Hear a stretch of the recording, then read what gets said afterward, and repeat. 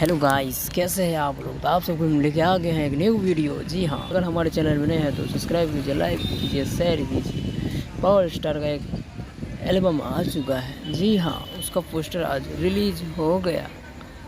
Short के selfie, जी हाँ, short के सेल्फी जो पोस्टर रिलीज हुआ है वो ग्लोबल म्यूजिक जंक्शन से रिलीज होने वाला है। जी हाँ, यानी आज आ गया है तो इसका मतलब कल तक टीजर छूट जाएगा। जी हाँ, हमारे चैनल में ऐसी ताज़ा खबर आते ही रहते हैं, तो आप लोगों को हम इतना मेहनत करते हैं आप लोगों के लिए, तो बनता है एक लाइक, कमेंट, सब्सक्राइब। जी हाँ, तो सब्सक्राइब कर लीजिए, फिर इससे ही बड़ा धमाका हम लेके आएंगे।